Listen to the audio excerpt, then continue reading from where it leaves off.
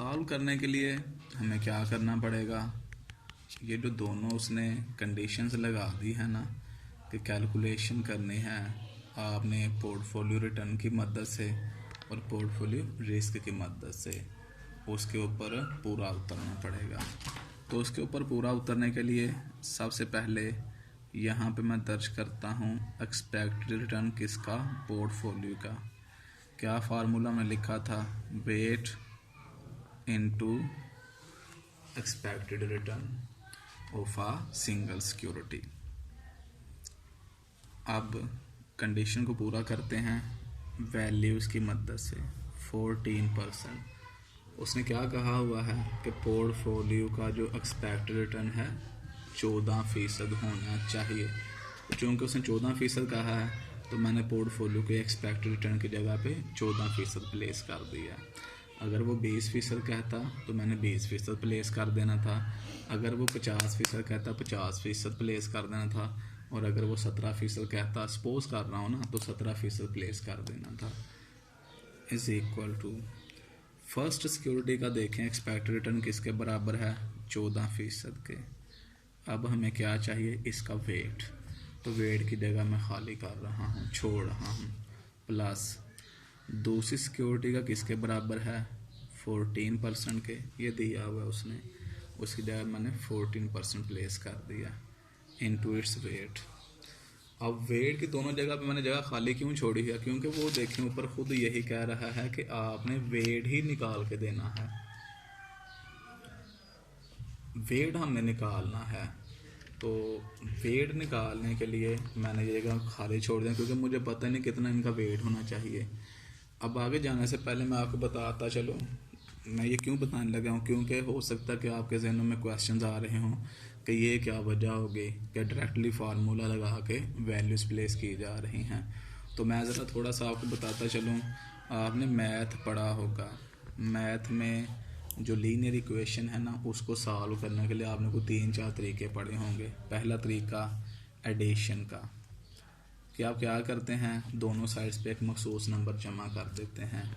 Number 2 पे subtraction का, आप क्या करते हैं, दोनों साइड्स पे जाके एक मखसूस नंबर डिडक्ट कर देते हैं। नंबर 3 पे मल्टीप्लिकेशन, कि आप क्या करते हैं, मल्टीप्लाई कर देते हैं दोनों साइड्स पे एक मखसूस नंबर को।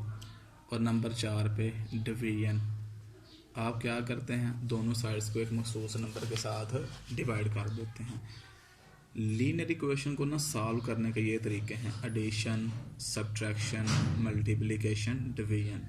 मैं इन चारों में से एक भी इस्तेमाल नहीं कर रहा, मैं एक नया तरीका इस्तेमाल कर रहा हूँ, वो क्या है, बैलेंसिंग का। कि मसावाद में आपको पता होना चाहिए कि लेफ़्ट हैंड साइड हमेशा राइट हैंड साइड के बराबर होती है। तो मैं ये जो लेफ़्ट हैंड साइड है ना, इसको बराबर करने जा रहा हूँ राइट हैंड साइड के। जिस लेवल पे या वेट की जिन वैल्यूज़ के साथ सादा लफ्ज़ों में कह लें ये साइड इसके बराबर आ जाएगी, तो समझ लें वही हमारे रिक्वायर्ड वेट्स होंगे। अब ज़रा तवज्जो करें, मैं फ़र्ज़ कर लेता हूँ यहाँ पे कि हमने जो टोटल है ना, फ़र्ज़ कर लें 1 रुपया इन्वेस्ट करना है। सपोज कर लें मैं 1 मिलियन को बराबर रख रहा हूँ, 1 के, 2 के रख लें, आप 3 के रख लें, 4 के रख लें, 5 के रख लें, लेकिन मैंने रख लिया 1 के। कितनी सिक्योरिटीज़ में हमने पैसे इन्वेस्ट करने हैं, 2 में। 2 के साथ इसको डिवाइड कर दें, 1 और 2 के साथ डिवाइड करें तो क्या आंसर आपके आएगा, 0.5 ईच। 0.5 ईच का मतलब क्या है कि अगर आपने टोटल 100 रुपया इन्वेस्ट करना है ना, 1 रुपया इन्वेस्ट करना है, तो 50 पैसे आपको क्या करने पड़ेंगे, GLI के स्टॉक में, और 50 पैसे आपको MT के स्टॉक में इन्वेस्ट करने पड़ेंगे। रख के देख लेते हैं इसको, 0.50। ये मैंने अपनी तरफ से अज्यूम किया है, अजम्पशन ली है कि मैं 1 रुपया फ़र्ज़ कर लें इन्वेस्ट करने जा रहा हूँ। अगर आप 1 मिलियन के साथ जाना चाहते हैं तो 1 मिलियन के साथ फिर आपको क्या करना पड़ेगा, मज़ीद कैलकुलेशंस करनी पड़ेगी, काम बिखरेगा, फैलेगा। हमने काम को फैलाना नहीं, काम को ख़त्म करना है। तो काम को ख़त्म करने का बेहतरीन हल मैंने यही सोचा है कि 1 रुपया टोटल रख लेते हैं, और चूँकि 2 स्टॉक में पैसे इन्वेस्ट करने हैं ना, 2 के साथ तकसीम कर दें, और 3 में होते 3 के साथ कर देते। 4 स्टॉक्स में होते तो 4 के साथ तकसीम कर देते, 10 स्टॉक्स में होते 10 के साथ तकसीम कर देते।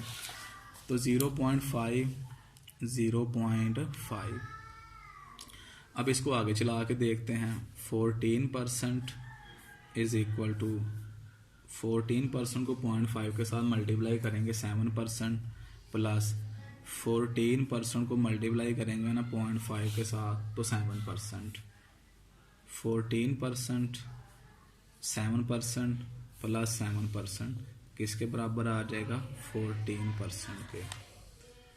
यहाँ से हमें पता चला कि हमें क्या करना पड़ेगा, 50% इन्वेस्ट करना पड़ेगा अपनी इन्वेस्टमेंट का किस में, GLI स्टॉक में, और 50% इन्वेस्ट करना पड़ेगा MT स्टॉक में। लेकिन बात यहाँ आके रुकी नहीं। क्यों नहीं रुकी? क्योंकि उसने क्या कहा है, पोर्टफोलियो रिटर्न। ये तो हमने रिटर्न की मदद से साबित किया है ना, अभी हमने उसको रिस्क की मदद से भी साबित करना है। अगर आप सिर्फ पोर्टफोलियो रिटर्न की मदद से साबित करके आ जाते हैं ना, तो आपको आधे नंबर मिलेंगे क्योंकि आपने काम आधा किया है। तो पूरे नंबर लेने के लिए फिर आपको क्या करना पड़ेगा, रिस्क की मदद से भी इसको प्रूव करना पड़ेगा। तो आप ज़रा तवज्जो करें, रिस्क का फार्मूला सिग्मा किसका, पोर्टफोलियो का, इज़ इक्वल टू, अब आगे जो GL स्टॉक है ना, इसको मैं बराबर रख लेता हूँ X के, और जो दूसरी कंपनी है ना MT स्टॉक, इसको मैं बराबर रख लेता हूँ Y के। ये मैंने इनको क्यों बराबर रखा है, जस्ट अपने फार्मूले को ना सिंपलीफाई करने के लिए, अदरवाइज बात काफ़ी दूर जा सकती है। Sigma portfolio is equal to sigma X square into weight X square plus sigma Y square into weight Y square plus 2 sigma X sigma Y weight X weight Y into correlation XY whole square root. लें जी, ये मैंने आपके सामने ना portfolio के सिग्मे का formula दर्ज कर दिया है। उसने क्या कहा है कि पोर्टफोलियो का जो रिस्क है ना, ये देखें लिखा हुआ है किसके बराबर है, 0 के। तो यहाँ पे मैं बराबर रख देता हूँ 0 इज़ इक्वल टू, अगर वो कहता ना 10 के, तो यहाँ पे मैंने 10 रखना था। अगर वो कहता ना कि स्टैंडर्ड डेविएशन 15 के बराबर है, मतलब 15% के, मैंने 15 रख देना था। लेकिन यहाँ पे उसने बता दिया है खुले लफ्ज़ों में कितना होना चाहिए, सिग्मा 0, तो मैंने सिग्मा 0 रख दिया है। सिग्मा X ये हमारा किसके बराबर है, 1.414%, इसका स्क्वायर। वेट किसके बराबर है, 0.50 इसके स्क्वायर के, जमा दूसरे का सिग्मा किसके बराबर है, 1.414%, इसका स्क्वायर इंटू वेट किसके बराबर है, 0.50 स्क्वायर के, जमा 2 इंटू 1.414%। अब आगे स्पेस ख़त्म हो गई है, मैं लाइन छोड़ के नीचे आ रहा हूँ, तोड़ के लाइन को। 1.414%, ये Y का सिग्मा, MT का सिग्मा। पहली का वेट किसके बराबर है, 0.50, दूसरी का वेट किसके बराबर है, 0.50 के, कोरिलेशन किसके बराबर है, -1 के, लिखा होगा -1, तो कोरिलेशन की जगह मैंने उसकी वैल्यू पुट कर दी, होल स्क्वायर रूट, और इसका अलग स्क्वायर रूट लेना है।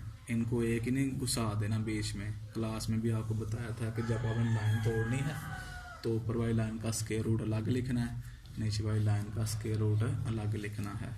0 इज इक्वल टू, अब इसको अगर आप स्टेप बाय स्टेप हल करना चाहते हैं, स्टेप बाय स्टेप हल कर लें। कैलकुलेटर पे हल करना चाहते हैं तो कैलकुलेटर पे हल कर लें, that's all depend upon you. 1.41 का स्क्वायर लेंगे, 1.414 का स्क्वायर, तो ये मेरे पास एग्जैक्टली बराबर आ रहा है 2 के, ठीक होगी बात। इनटू 0.5 का स्क्वायर ले लेते हैं, तो ये मेरे पास आ रहा है 0.50 के। उसके बाद जमा, अंडरस्टूड बात है, ये भी 2 आ जाएगा। 2% लिखना चाहते हैं लिख लें, ना भी लिखेंगे चलें लिख लेते हैं। 2% 0.25 जमा। अब इसको आगे हल कर लें। 2 इंटू 1.414% इंटू 2 इंटू 1.414%, और ये चूँकि माइनस है ना, तो ये फिर अंडरस्टूड होगा कि सारे मल्टीप्लाई आप कर हो के आपस में क्या आ जाएंगे, माइनस। तो ये हमारे पास आ जाएगा 2 4 आ जाएगा ना, इन्हें तो स्क्वायर ले लेना।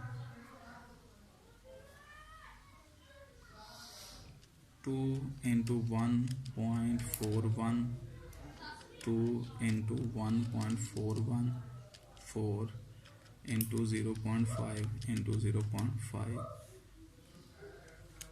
ये मेरे पास आ रहा है 4 8, और ये मल्टीप्लाई होके आ जाएगा जी 2 -2 के। अगर आपको कन्फ्यूजन हो रही हो दोबारा कर लें। 1.4 1 4%, 1.4 1 4%, ये मल्टीप्लाई होके 4 2 4, और ये आपस में मल्टीप्लाई होंगे तो ये -2 के बराबर आ जाएंगे।